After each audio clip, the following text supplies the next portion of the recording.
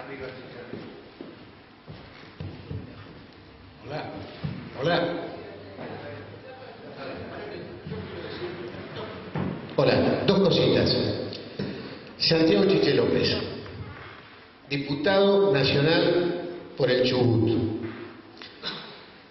Formó parte como miembro titular representando al Poder Legislativo.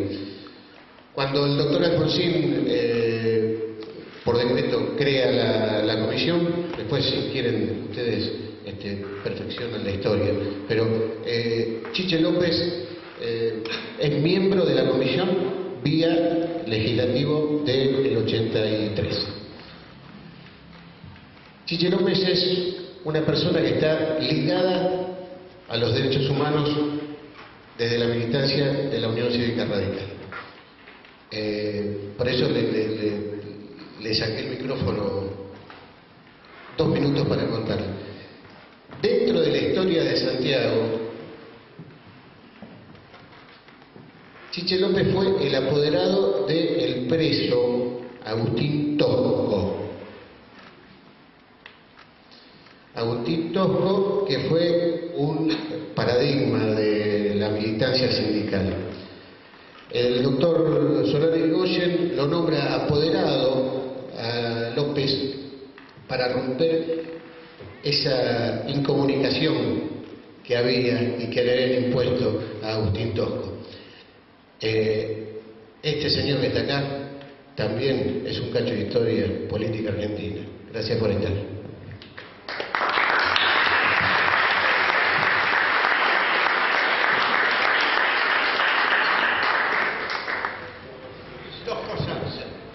Dos cosas previas. Una, estos días al cumplirse 30 años hemos recibido muchísimos homenajes. En realidad no es por falsa humildad, pero uno se da cuenta de que ese homenaje no nos corresponde. Los tomamos en nombre de otros, que tuvieron mucho que ver con la vigencia de los derechos humanos en la República Argentina. Me hizo acordar y me presentó el doctor Refrío, equivocándose un poco. No fui apoderado de Agustín Tosco, lo conocí a Agustín Tosco en la cárcel de Rawson. En la dictadura de Onganía, producido Cordobazo, se habilitó la cárcel de Rawson como un lugar de detención para alejar de su familia y de su círculo de amistades a los presos políticos de aquella época. Entre ellos estaba Agustín Tosco.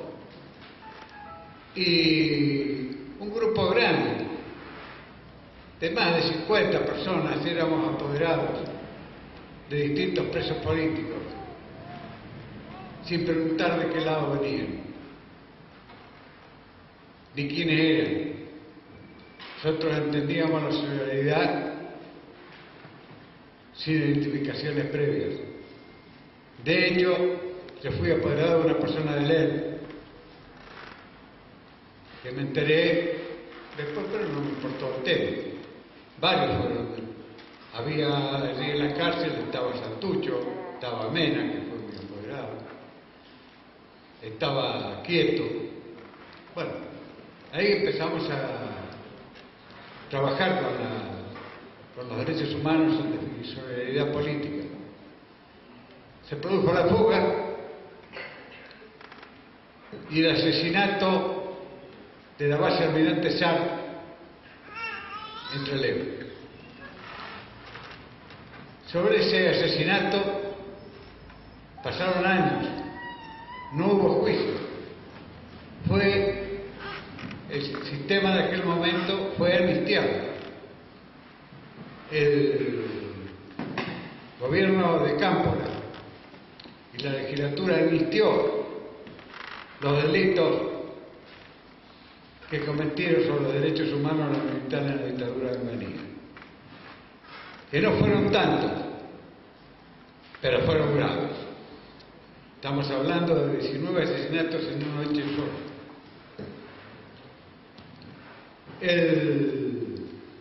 Eso produjo un problema grave en mi pueblo y hicimos una poblada que está relatado en un libro de Eloy Martínez, Pasión según Trelew. Bueno, me quiero referir a eso para decir qué mal le hace la política de derechos humanos cuando alguien cree que se inició todo con lo que él hace. La CONADEP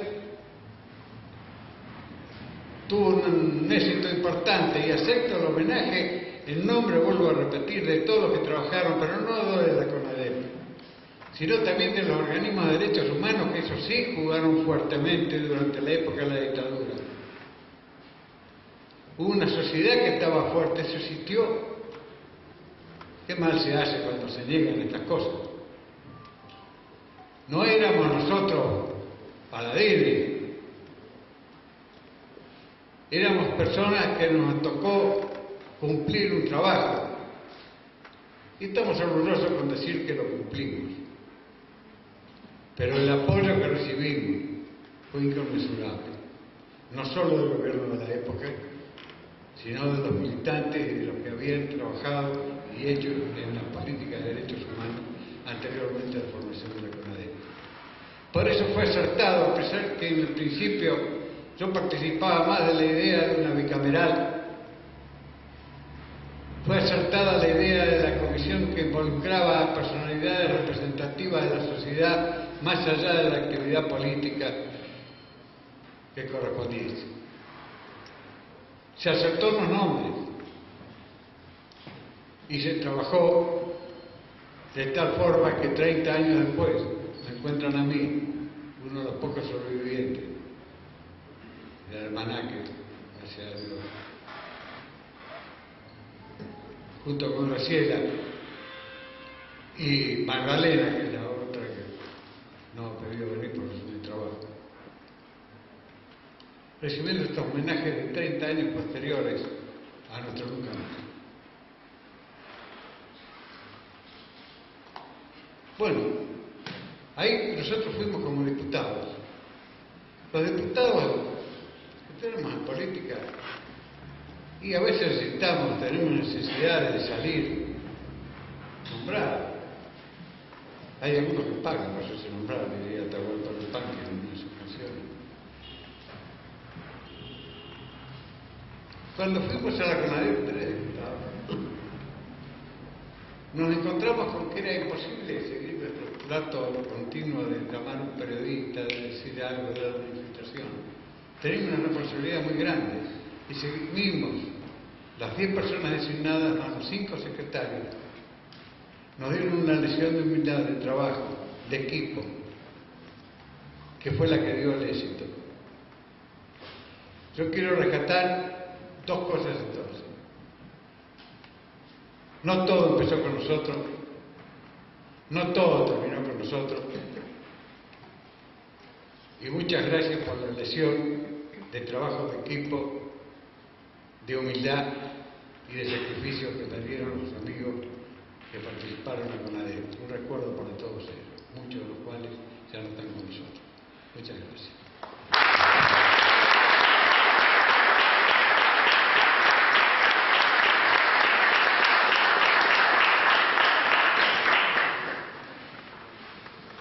Bueno, yo también lo conocí a Arturo Illia y en circunstancias que tenía, estaba absolutamente, iba a decir destrolada, pero no lo voy a decir, en un hospital en Cruz del Eje, porque había dado varias vueltas con el auto y él, que lo conocía a mi padre, a un médico, me fue a ver. Fue la única vez. Después le hizo de él y obviamente era ciudadana en la época en que él era presidente. A ver, yo les voy a contar, ¿no? Sobre todo, bueno, a todos, pero a los más jóvenes. ¿Qué hacía la CONADEP? ¿Qué le habían mandado a hacer? Había un decreto que decía que determinado número de personas que habían sido elegidos por el presidente o sugeridos por sus asesores iban a trabajar en la investigación de lo que había ocurrido con los desaparecidos desde el 24 de marzo de 1976 hasta la democracia recuperada. Le ponía límite también. Y que iban a trabajar 6 meses e iban a rendir un informe. Planteo de los organismos de derechos humanos. ¿Por qué 10 personas nombradas por el Ejecutivo y no la Cámara de Diputados y de Senadores, que era lo que queríamos? Una bicameral. ¿Para qué? Para que hubiera, y lo decíamos entonces en nuestros documentos, una condena social y política. En realidad, cuando uno mira, es porque nadie creía en la contienda electoral de ese momento que el justicialismo iba a perder. Y el justicialismo había admitido por la boca de su candidato Italo Luder que aceptaban la autoamnistía que los militares se habían dado. Porque, muchachos, antes de retirarse los militares, derrotados por sí mismos por la guerra de las Malvinas, y perdóname, pero ningún otro país tuvo una guerra chiflada como esa. Por eso acá pudo haber juicio.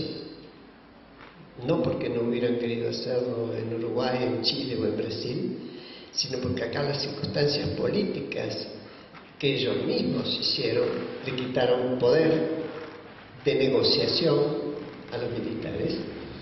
Entonces, como los organismos pensábamos que iba a ganar Luder, decíamos por lo menos que los diputados y senadores que quieran discutir el tema de los derechos humanos armen una comisión bicameral y llamen a declarar a los militares sin pensar que iba a haber juicio, porque la Cámara de Diputados no puede enjuiciar.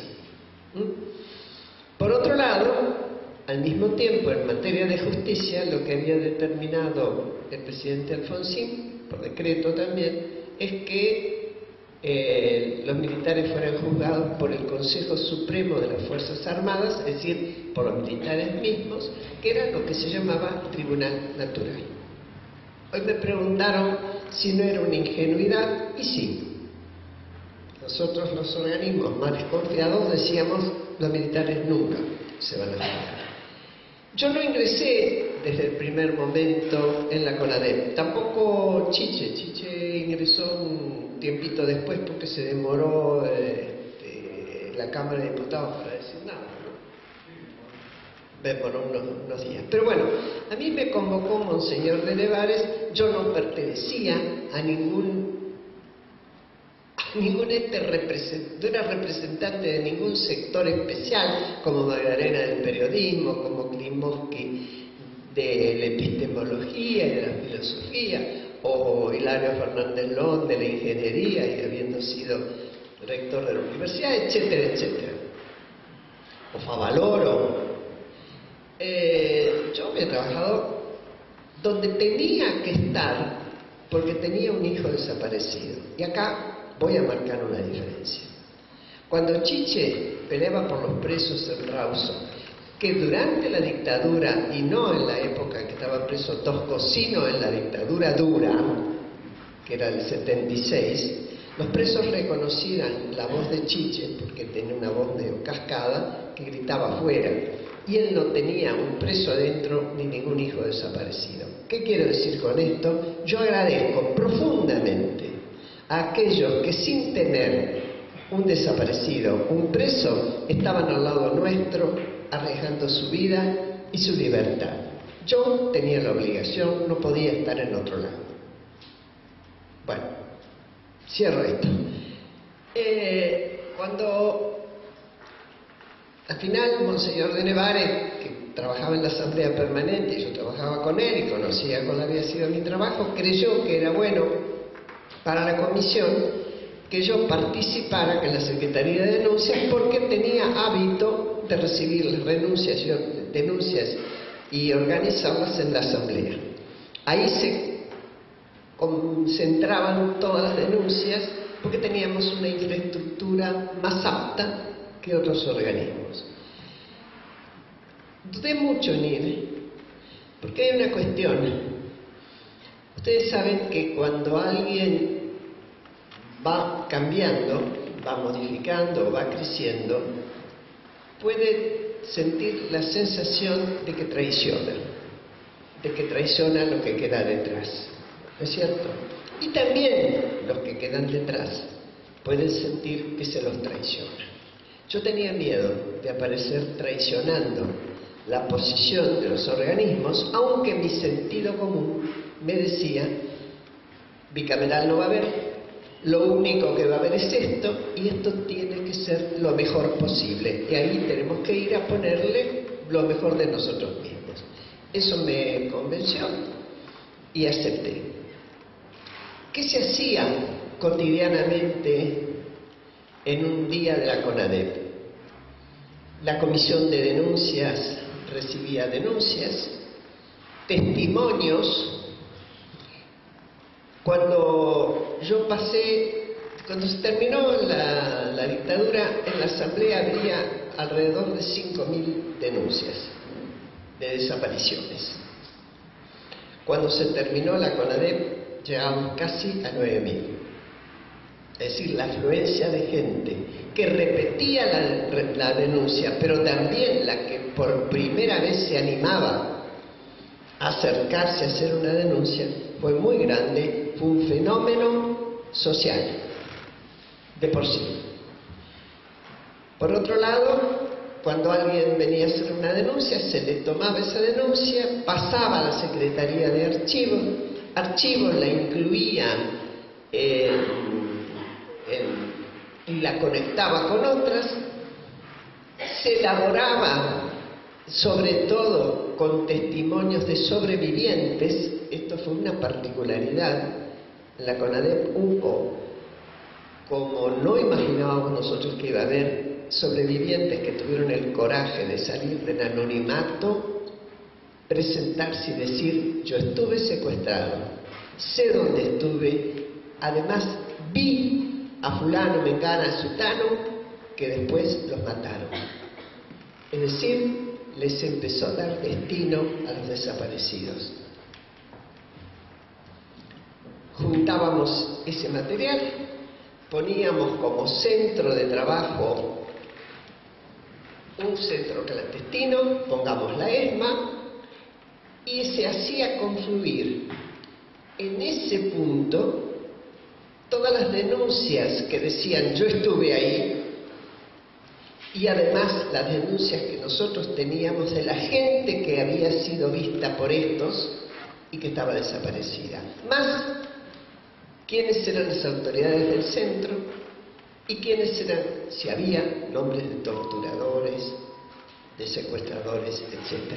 Con todo eso, más una visita al lugar con los sobrevivientes que aceptaban, y recorrimos 50 centros clandestinos con sobrevivientes,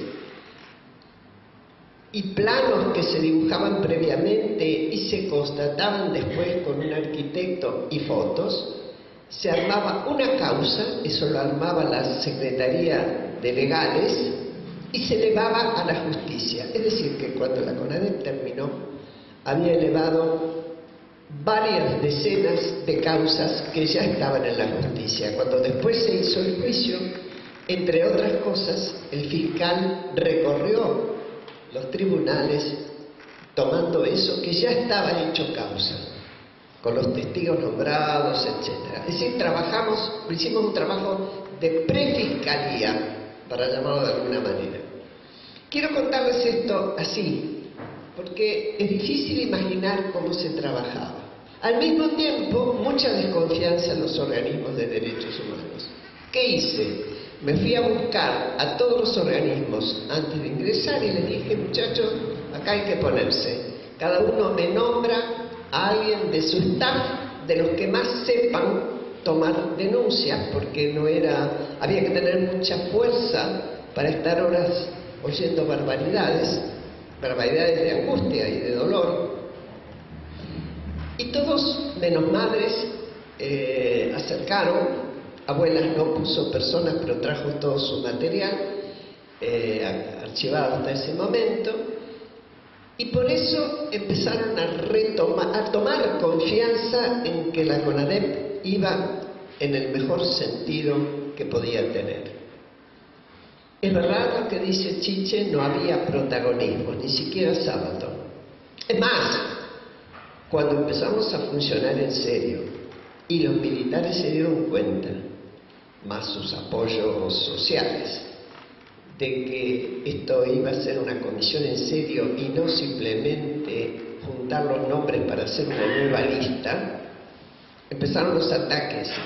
Y los ataques iban dirigidos a sábado, la revista Somos, aparecían escritos, lo cual obligaba a los organismos de derechos humanos a salir a defender.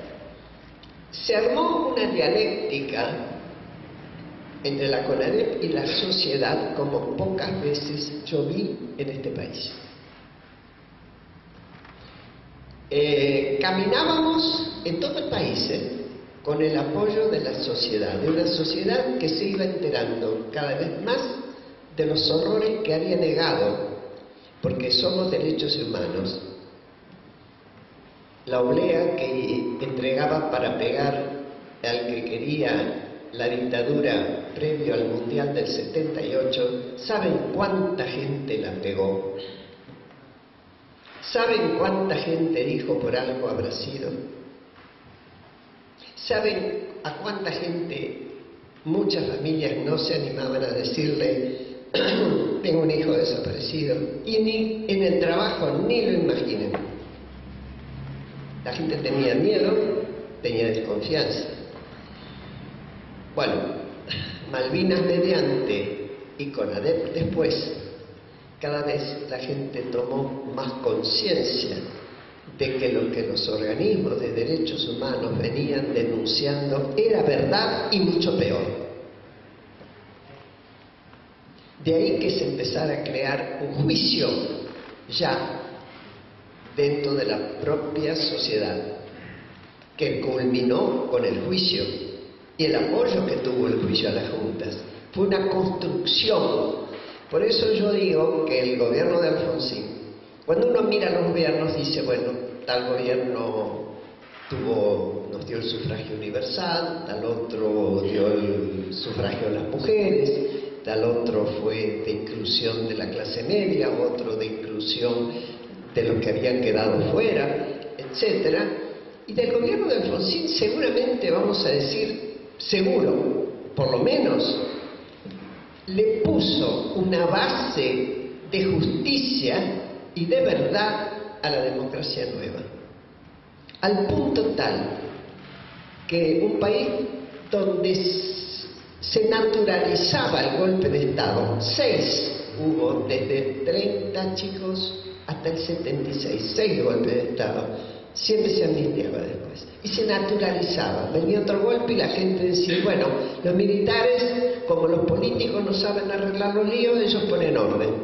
Nunca más, en 30 años, apareció nadie que dijera, hay dificultades en la política, llamemos a los militares. Es verdad que cambiaron muchas situaciones, no es nada lineal, pero este fue un aprendizaje doloroso, pero que hizo la sociedad argentina.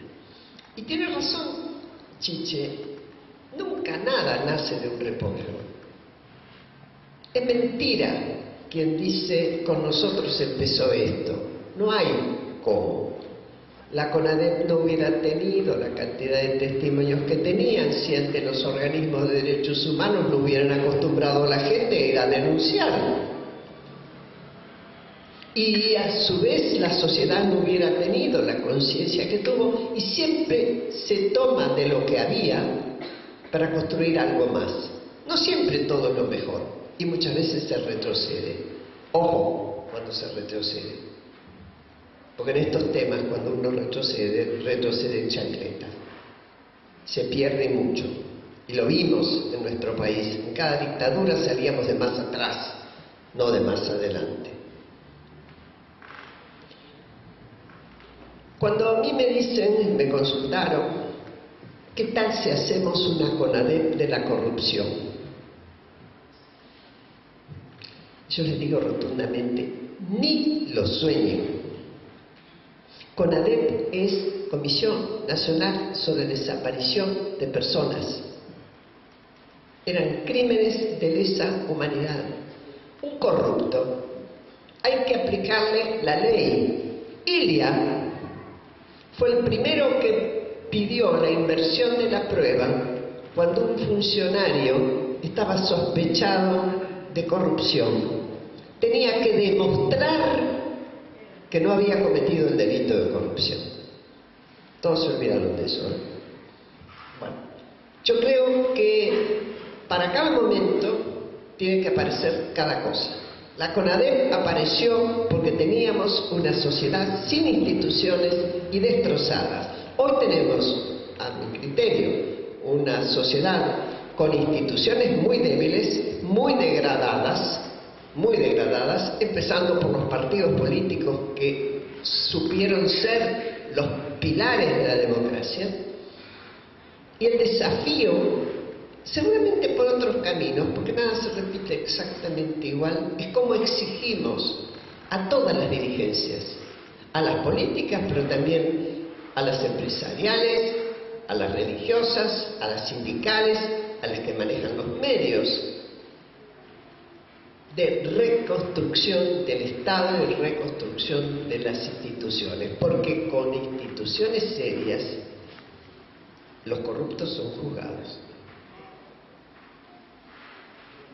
Ahora, para empujar que se juzgue la corrupción hay que estar tranquilo de que a uno no lo amenacen con un carpetazo.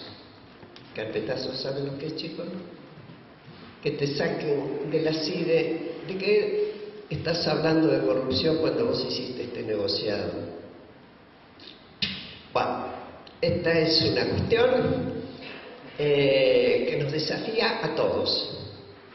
Termino, por si hay preguntas, diciendo que el tema de derechos humanos, que fue muy nuevo para el mundo, porque el mundo se mide en muchos siglos, y para nuestro país, antes del 76, el concepto de derechos humanos lo tenía muy poca gente, porque los que estaban en la guerrilla y querían la revolución, daban su vida y tomaban vida. ¿De qué derechos humanos me están hablando?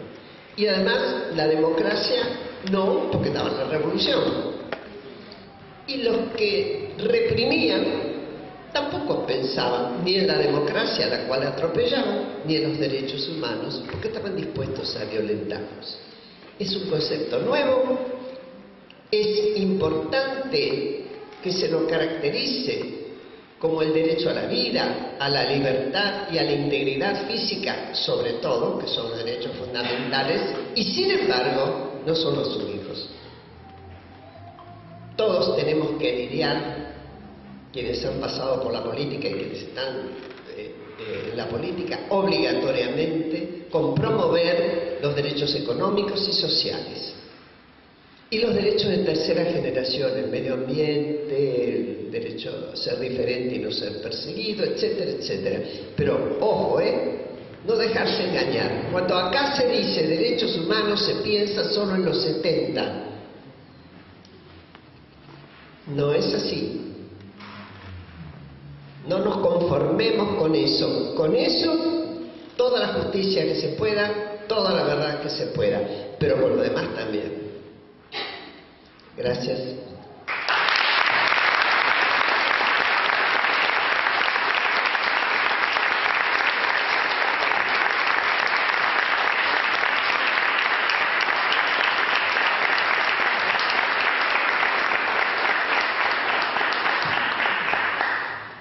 Bueno, estamos entre amigos, así que podemos hablar en voz alta.